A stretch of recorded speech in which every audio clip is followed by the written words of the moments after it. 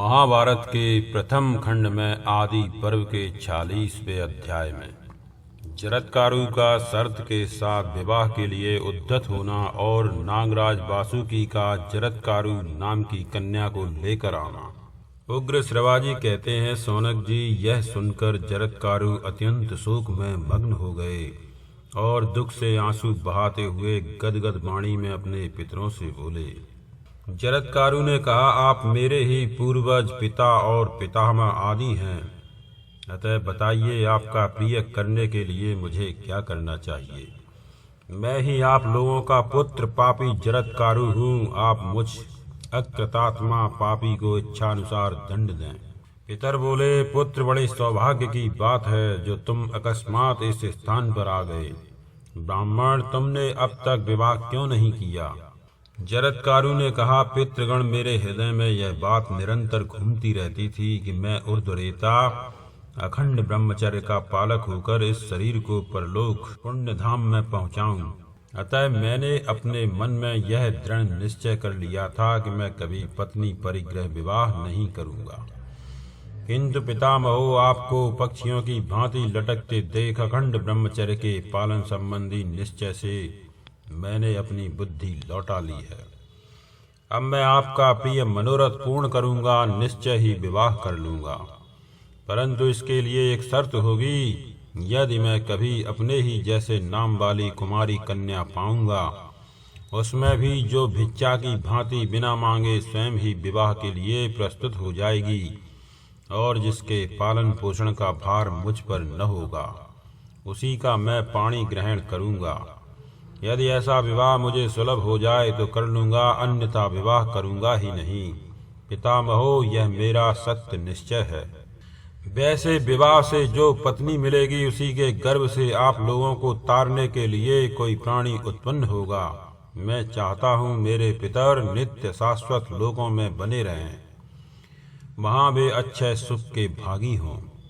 उग्र श्रवाजी कहते हैं, सौनक जी, इस प्रकार पितरों से कहकर जरत्कारु मुनि पूर्ववत पृथ्वी पर विचरने लगे। परंतु यह बूढ़ा है ऐसा समझकर किसी ने कन्या नहीं दी, अतः उन्हें पत्नी उपलब्ध न हो सकी। जब वे विवाह की प्रतीक्षा में खिन्न हो गए, तब पितरों से प्रेरित होने के कारण वन में जाकर अत्यंत दुखी हो जोर जोर से विवाह के लिए पुकारने लगे। वन में जाने पर विद्वान जरत्कारु ने पितरों के हित की कामना से 3 बार धीरे धीरे यह बात कही, मैं कन्या मांगता हूँ, मैं कन्या मांगता हूँ, मैं कन्या मांगता हूँ। फिर जोर से बोले, यहाँ जो स्थावर जंगम दृश्य प्राणी है, वे सब मेरी बात सुने।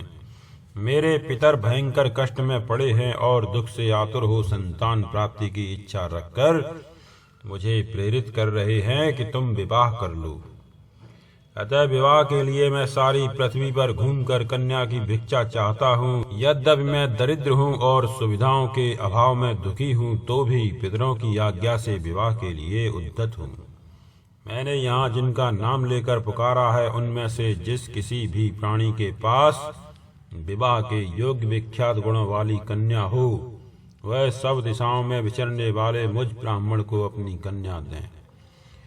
जो कन्या मेरे ही जैसे नाम वाली हो, भिक्षा की भांति मुझे दी जा सकती हो और जिसके भरण पोषण का भार मुझ पर न हो, ऐसी कन्या कोई मुझे दे।